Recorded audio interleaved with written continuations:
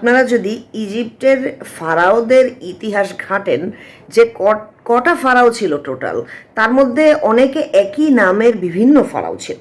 ধরেন Amenhotep 1, Amenhotep 2, এভাবে করে 1 2 3 4 দিয়ে ওরা বাপ, ছেলে, দাদা, ছেলের ছেলের ছেলে, এরকম ইত্যাদি এইভাবে করে হচ্ছে ওরা নামটা রেকর্ড করছে। তো আপনি ইজিপ্টের ইতিহাস দেখলে আপনি দেখতে পাবেন যে রামেসিস নামে ফারাও টোটাল পাওয়া যায়। ফারাও বলতে আমি রাজা মিন করে নিচ্ছি, কারণ ফারাও মানেই রাজা, in case you don't make it something else. তো টোটাল আপনার ইজিপ্টের শাসনের সিংহাসনের এই হিস্ট্রিতে রাজা রামেসিস নামে 11 জন লোককে পাওয়া গেছে। 11টা রামেসিসকে পাওয়া গেছে। এবং রামেসিস 1, রামেসিস 2, রামেসিস 3, 4, 5, 6 এভাবে করে রামেসিস 11 পর্যন্ত গেছে। তো যেই রামেসিসটা সবচেয়ে বেশি পপুলার হয়েছে এবং যাকে বাইবেল বা এক্সোডাস, বাইবেল না, বাইবেল তো মনে করেন নতুন নিয়ম, আর হলো আপনার ওই এক্সোডাস হচ্ছে আপনার ইহুদিদের তওরাত কিতাব, হ্যাঁ, পুরানো নিয়ম। তো তাওরাত কিতাবের একটা চ্যাপ্টার আছে, যে চ্যাপ্টারটার নাম হচ্ছে এক্সোডাস। এক্সোডাসের ভিতরে ওই ইহুদিরা কিভাবে মুসা নবী তাদেরকে সেভ করলো এক ফারাও থেকে, সেটার গল্পটা আছে। যে ওরা লৌহ সাগর পার হয়ে ওরা ফারাওর অত্যাচার থেকে বেঁচে গেল। তো এই যে কাহিনীটা, এই কাহিনীটার ভিতরে কিন্তু আপনি যদি বাইবেল দেখেন, আমি বাইবেলটাকে একটু দেখাচ্ছি, দেখেন বাইবেলের ভিতরে কিন্তু, এটা চ্যাটজিপিটি থেকে আমি দেখিয়ে দিচ্ছি, বাইবেলটার ভিতরে কিন্তু অ্যাকচুয়ালি একটা ফারাওর কথা লেখা আছে বা একটা রাজার কথা লেখা আছে, যে রাজার থেকে ইসরায়েলাইটরা মানে প্রাচীন ইসরায়েল জাতিরা বাঁচছিল তার অত্যাচার থেকে। কিন্তু এই রাজা যে রামেসিস দ্য 2, সেটা কিন্তু বাইবেল মেনশন করে না, ঠিক আছে? তো এই যে এই রাজাই যে রামেসিস 2 বা এই ঘটনাটা যে অ্যাকচুয়ালি ঘটেছিল, সেটার কোনো হিস্টোরিক্যাল, এম্পেরিক্যাল, আর্কিওলজিক্যাল এভিডেন্স নাই। এজন্য ওটা একটা রিলিজিয়াস ট্র্যাডিশন স্টোরি, কিন্তু হিস্টোরিক্যালি এবং সেটা এভিডেন্স বেসড হিস্ট্রি হিসাবে এক্সোডাসকে এবং আপনার ওই পুরানো নিয়ম মানে তাওরাত কিতাবকে আপনি কিন্তু গ্রহণ করতে পারবেন না। আপনি যদি ইতিহাসের আলোকে দেখতে চান, যুক্তি প্রমাণের আলোকে দেখতে চান, ডাটার আলোকে দেখতে চান, ইনফরমেশনের ভিত্তি কতটুক সেটার আলোকে দেখতে চান, হিস্টোরিয়ানের পার্সপেক্টিভ থেকে দেখতে চান, তাহলে আমরা একটা জিনিসে ক্লিয়ার হইলাম। সেটা হচ্ছে বাইবেলে বলা আছে হয়তো যে একজন রাজা ফারাও থেকে ইজিপশিয়ান ওই ইসরায়েলিট স্লেভদের হয়তো মুক্তি হয়েছিল, কিন্তু এই রাজাই যে রাজা রামেসিস সেটা কিন্তু কনফার্ম না। আচ্ছা, তাইলে ওই ফারাওটা কে? এক, যে ফারাওর কথা গল্পটা লেখা আছে এইটা একটা গল্প, নিছক। 2, এই যে রাজা রামেসিস দ্বিতীয়, তার যে অ্যাক্টিভিটিস, তার যে রেকর্ডেড এভিডেন্স, তার জীবনযাত্রা, তার তৈরি করে দিয়ে যাওয়া বিভিন্ন জিনিস, তার ছেলে মেয়ে, তার নাতির ঘরে পুঁতি, পুঁতির ঘরে ছুতি, সবই হয়েছে। এগুলি সব আপনারা ইজিপশিয়ান মিউজিয়ামে, ভ্যালি অফ দ্য কিংস, ওই জায়গায় যেখানে রাজাদের কবর, সব ফারাওদের কবর আছে, সব বেটা ফারাওদের, ওইখানে আপনারা রাজা রামেসিসের কবরও পাবেন। রাজা রামেসিসের কবরটা হচ্ছে ভ্যালি অফ দ্য কিংসের 7 নম্বর কবরটা। রামেসিস 2কে যদি আপনি দেখতে চান, 7 নম্বর কবরটা দেখতে যাবেন, ঠিক আছে? ইউটিউবে সার্চ দিয়ে দেখতে পারেন। আর যদি ইজিপ্টে যান, অবশ্যই তার কবরখানা ভিজিট না করে বাড়ি ফিরবেন না, ঠিক আছে? কারণ তার যে মমি, এই মমিটা দেখাটা খুব ইম্পর্ট্যান্ট। কেন বলছি? কারণ এইবার আমি শুরু করি ঐতিহাসিক রাজা রামেসিসের ইনফরমেশন। রাজা রামেসিসের জীবনকাল অনেক লম্বা, উনি 90 বছর বয়স পর্যন্ত বাঁচছে এবং তার যে তার শাসন আমল টোটাল 66 বছর। 66 বছর একটা লম্বা সময় একজন রাজার সিংহাসনে থাকার। সে লম্বা সময় ধরে শাসন করছে, ইজিপ্টের ভারী উন্নতি করছে, ইজিপ্টে অনেক বড় বড় মনিউমেন্ট স্থাপন করে দিয়ে গেছে, যেগুলো আপনারা আজও গেলে সচক্ষে দেখতে পাবেন। এই যে রাজা রামেসিস, যাকে বলা হয় ইজিপশিয়ান ইতিহাসে রামেসিস দ্য গ্রেট, কেন বলা হয়? কারণ সে প্রাচীন ইজিপ্টের ওয়ান অফ দ্য গ্রেটেস্ট ফারাওদের মধ্যে থেকে একজন। ঠিক আছে? তো রাজা রামেসিস টু, সে মূলত সে 90 বছর বাঁচছে, 66 বছর সে রুল করছে, এবং সে যে মারা গেছে, সে যে পানিতে ডুবে মারা যায় নাই, সেইটাই আপনারা যদি ইজিপ্টের ঘুরতে যান তাহলে আপনারা নিজেরাই চোখে দেখতে পাবেন যে সে পানিতে ডুবে আসলে মারা যায় নাই, বা সে কোনো যুদ্ধে রেড সির কাছে, সে যুদ্ধে কারো কাছে আহত পর্যন্ত হয় নাই, কারণ তার শরীরে কোনো ক্ষত দাগ নাই, তার শরীরে কোনো খোঁচাখাচি নাই। এবং সে যে একটা মানুষ পানিতে ডুবে যখন মারা যায়, তখন সেই মানুষটার আর একটা সময় গিয়ে কোনো রকমের বডি থাকে না। বডিটা হয় ভেসে ওঠে, ফুলে ভেসে উঠবে হয়তো, আর নাহলে সেটাকে মাছ খেয়ে ফেলে, আর না হলে সেটা decay and wear and tear হয়ে 3000 3500 বছর আগের কথা, সে ধ্বংস হয়ে যায়। তো রামেসিসের যেই মামি, মানে কি বলে এটারে, মামি তো বলে, ওরা তো মরা মানুষের পেঁচায় র্যাপ করে মামিফিকেশন করে মামি বানায় রেখে দিত। তো এই যে মামি রাজা রামেসিস টু এর, সেটা পরীক্ষা নিরীক্ষা করে হিস্টোরিয়ানসরা দেখলো যে এই লোকটার হাড্ডির বয়স 90 বছর, এই লোকটার শরীরে ক্ষতর দাগ নাই, খোসাখাসির দাগ নাই, ছুরির দাগ নাই। তার যেই সমস্যা তার ভিতরে পাওয়া গেছে সেটা হচ্ছে সে দাঁতের সমস্যায় ভুগত, সে দাঁতের সমস্যায় প্রচণ্ড ভুগছে। এটা হচ্ছে মামিকে গবেষণা করে বার করা গেছে। এবং সে মারাত্মক আর্থেরাইটিসের পেশেন্ট ছিল, মারাত্মকভাবে সে আর্থেরাইটিসে সাফার করছে, এবং বুড়া বয়সে এই আর্থেরাইটিস আর দাঁতের সমস্যাতেই সে মারা গেছে। এটাই ধারণা করা হয় তার বডিটা দেখে। আচ্ছা, এই তো গেল।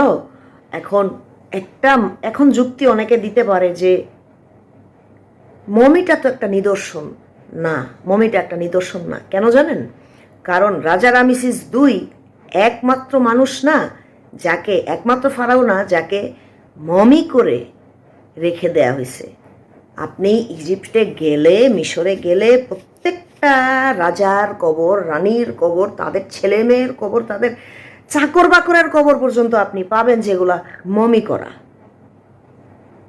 কারণ তারা ছিল ধনী ব্যক্তি, তারা ছিল পলিটিশিয়ান, প্রচুর টাকার মালিক, একেবারে ক্ষমতার মালিক, এবং সাধারণ মানুষকে তখন হয়তো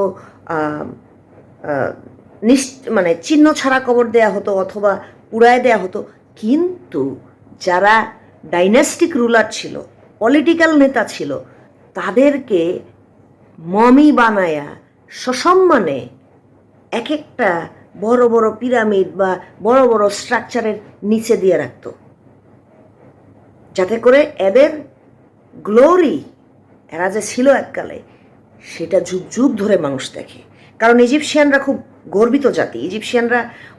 আজকের ইজিপশিয়ানরা, বর্তমানের মিশরের ইজিপশিয়ানরা এই ফারাওদেরই বংশধর। কেউ একটু সাদা দেখতে, কেউ একটু ব্রাউন দেখতে, কেউ কালো। এরা আজকের ফারাওদের, তখনকার ফারাওদের ছেলে মেয়ে গোষ্ঠী, নাতি পুতি, আজকের ইজিপশিয়ানরা ফারাওদের গোষ্ঠী। তো এই গোষ্ঠী দেখলেই আপনি বুঝতে পারবেন ফারাওদের সাথে এদের চেহারার কত মিল। এবং আপনি অবশ্যই যখন দেখবেন যে ভ্যালি অফ দ্য কিংস, সেখানে যতগুলা রাজার কবর আছে, সেখানে শুধু রামেসিস 2 না, আর বাকি যে রামেসিসগুলো ওইগুলোরও কবর আছে, ওইগুলোরও কবর আছে। তারপরে আপনি দেখবেন ভ্যালি অফ দ্য কুইন্স, যেখানে রানীদের কবর দেওয়া হয়েছে। আপনি দেখবেন গিজার পিরামিড, যেটা কোন এক ফারাও বানাইছে আমার খেয়াল নাই এখন, লাল রঙের পিরামিড, তারপরে তাক তাক করা পিরামিড, স্পিনিক্স, আর কত কিছু। মানে এই যে ফারাওদের মধ্যে একজনের কথা তো বলছি, আখেনাটেন, সে তো একটা ধর্মই বানায় আসছিল। আর এই আরেকজন রাজা রামেসিস 2, যার অনেক অবদান ছিল প্রাচীন ইজিপ্টে। তো এইবার আমরা একটু আসি যে অনেক জুডাইক অ্যান্ড বিবলিক্যাল সোর্সেস অ্যাগ্রি করে যে রাজা রামেসিস দুই, যাকে ধারণা করা হয় সেই এক্সোডাসের ফারাও, সেই ফারাও না। তো ওরা অনেকে আবার গেস করছে যে অন্য ফারাও ওই ফারাও হতে পারে, এবং তারা কিছু কিছু ফারাওকে গেস করছে। তাদের মধ্যে অন্যতম হলো সেটি ওয়ান, তারপরে মেরনেফতা, এই যে আরেকজন ফারাওকে তারা গেস করে to be that biblical pharaoh. And the third is Thutmose তৃতীয়, এবং ফোর্থ হচ্ছে আমেনহোটেপ দুই। তো এই রামেসিস টু ছাড়া আরও চারজনকে possible candidates of being the biblical pharaoh তারা মনে করে। ঠিক আছে, তো এই হচ্ছে কাহিনী। আপনি যখন দেখবেন রাজা রামেসিস কি কি তৈরি করে গেছে, তখন আপনাকে আমি বলে দিচ্ছি, ইজিপ্টে গেলেও দেখবেন, ইউটিউব ঘাটলেও দেখবেন, আমার ভিডিও থেকেও জানতে পারেন, ইনকেস আমাকে বিশ্বাস না করেন। তো সে কি কি করছে আসেন আমরা একটু অর্ডারে দেখি। সে একটা পিস ট্রিটি সাইন করছিল হাইটিট কিংডম অফ আফ্রিকা, মানে আফ্রিকাতে একটা হাইটিট নামে একটা রাজ্য ছিল, আফ্রিকা মহাদেশের কোনো এক জায়গায় হাইটিট, যেটা ইজিপ্টের আশেপাশে একটা কিংডম ছিল, যারা সবসময় বর্ডারে যুদ্ধ লেগে থাকতো। তো ওই রাজা রামেসিস দুই উনি হলো চুক্তি করে, পিস ট্রিটি করে এই হাইটিট রাজাদের সাথে শান্তি চুক্তি করে যুদ্ধ বন্ধ করছে। এটা তার একটা অবদান। তার দ্বিতীয় অবদান হচ্ছে সে ইজিপ্টের বর্ডারকে খুব স্ট্রং করছে। তৃতীয় হচ্ছে সে প্রচুর প্রাচীন পৌত্তলিক ইজিপশিয়ান ধর্মের যে পূজা পাঠ করার যে মন্দির, দেবদেবীদের যে মন্দির, সে প্রচুর মন্দির স্থাপনা করছে।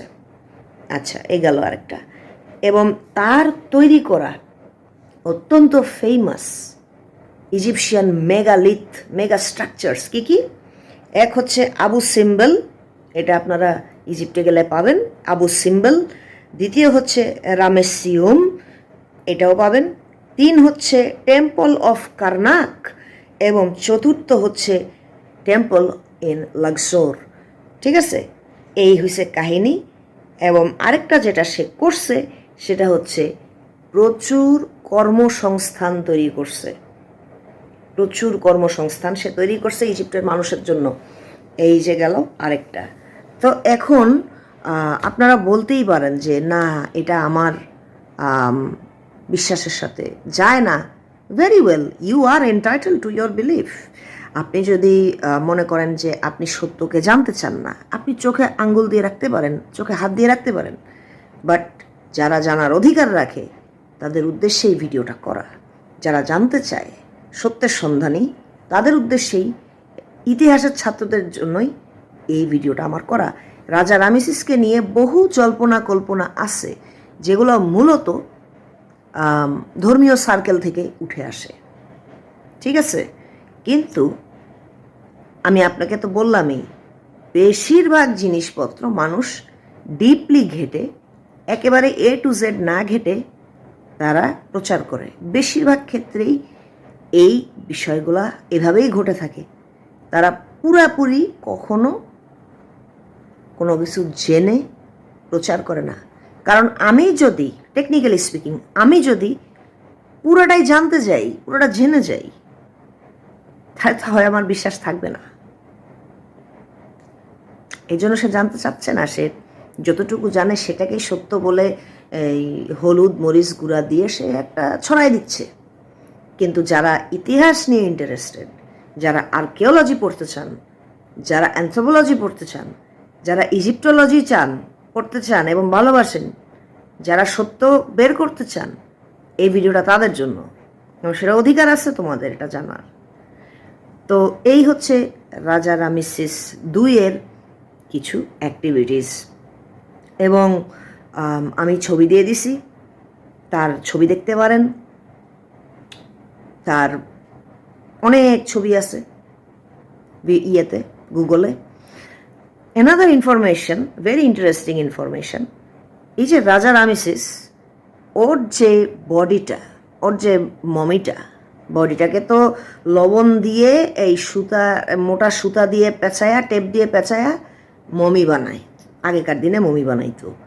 তো এরকম যতগুলা ফারাও আছে প্রত্যেকটারেই আপনার বডিটারে শুকায়া ব্রেনটা বাইর করে, নাক দিয়ে বাইর করে ব্রেনটা, চোখ টোক বাইর করে ফেলায়, বাইর করে যেটা করে সেটা হচ্ছে বডিটারে শুটকি মাছ বানায়, লবণ টবণ দিয়ে শুটকি বানায়, বানানোর পরে এটারে পেঁচায়, এরকম মোটা মোটা টেপ দিয়ে পেঁচায়, পেঁচায়া বড় এই যে টুম্ব, মানে কফিনের মতো টুম্ব আছে, এই টুম্বের ভিতরে বাক্সার ভিতরে ভইরে ওই যে ওই এই মাটির নিচে রেখা দেয়, যেটার উপর একটা বিশাল স্থাপনা তৈরি করে। এইভাবেই প্রাচীন ইজিপশিয়ানরা তাদের সম্মানিত ফারাও রাজা রানীদেরকে কবর দিত। ঠিক আছে, তো রামেসিস 2 তার যেই মমি, এই মমির উপরে অনেক গবেষণা হয়েছে যে এটা কি আসলেই বিবলিক্যাল ফারাও কিনা, এটি কি আসলেই সেই ফারাও কিনা, নাকি আদৌ এইসবের কোনো সত্যতা আছে কিনা, এগুলা নিয়ে বহুত, এই বেটার বডি নিয়ে বহুত ঘাটাঘাটি হয়েছে। এবং সর্বশেষে এটাই বেরিয়ে আসছে যে এটা একটা বুড়া বেটা ওল্ড এজে মারা গেছে আর্থারাইটিস হয়ে, এবং সে কোনোদিন পানিতেও ডুবে নাই, কারণ পানিতে যদি সে ডুবতো তাহলে তার বডি পাওয়া যেত না, মমিফিকেশনও হইতো না, কিছুই হইতো না। ঠিক আছে, আর যদি সে কোনো কিছুর আঘাতে মারা যেত তাহলে তার গায়ে ক্ষত চিহ্ন দাগ থাকতো, যেটা নাই। তো এই গেল 2টা।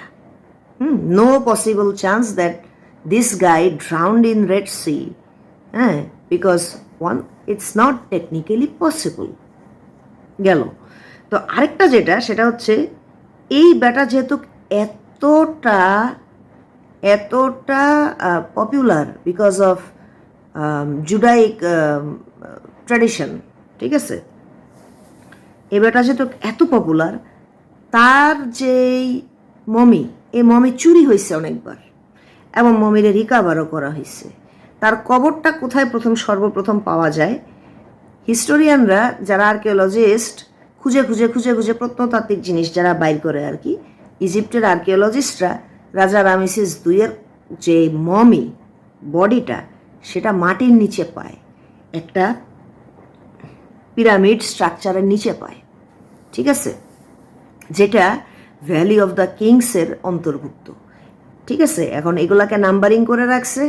তার তার কবরটা হচ্ছে, তার সার্কোফেগাসটা হচ্ছে আপনার 7 নাম্বার। তো এই হলো কাহিনী। সর্বশেষে আমি বলে নিচ্ছি যে রামেসিসকে নিয়ে কিন্তু জল্পনা কল্পনার কোনো শেষ থাকবে না, কারণ যারা বিলিফ থেকে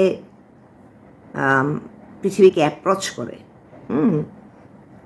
তারা সত্যকে মানে না সহজে, তারা বায়াস থাকে অনেক কিছুর প্রতি, এজন্য দেখা যায় তারা সত্য দেখলেও এরকম হয়ে যায়।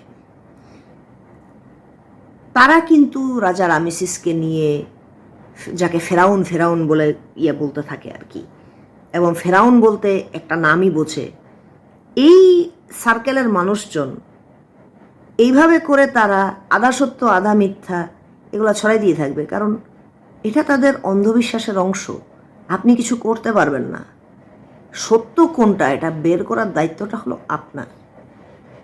হ্যাঁ, ওরা যখন কোনো কিছু প্রেজেন্ট করবে যে আমি যা জানি সেটাই সত্য, ট্রাস্ট মি ব্রো, তখন আপনি চুপ করে যাবেন। চুপ মেরে আপনি নিজে বাড়িতে এসে নিজে রিসার্চ করবেন, তাইলে আপনি সত্যটা জানবেন, তার দ্বারা ইনফ্লুয়েন্স না হয়। বুঝতে পারছেন? এমন শোনা কথা আমিও শুনতাম, বহুত শুনে শুনে অনেক কিছু করতাম, খেতে এখন আর তা করি না। তো মানুষের ভালোর জন্য ইজিপ্টোলজি নিয়ে কথা বলতেছি, বাঙালিকে বলতেছি আপনারা ইজিপ্ট ঘুরে আসেন, মিশর ঘুরে আসেন। মিশর ঘুরতে পারলে ইহুদি ধর্মের ভিত্তি, তারপরে বাকি দ্য রেস্ট ইজ হিস্ট্রি, আর মেনশন করতেছি না, এগুলি সব বুঝতে পারবেন, সবই বুঝতে পারবেন। এই গেল রাজা রামেসিস 2কে নিয়ে আমার ভিডিও। তার ছেলে মেয়েও আসছিল, সার্চ দিয়ে দেখে নিয়েন, আমি আর বেশি দূর আগাচ্ছি না।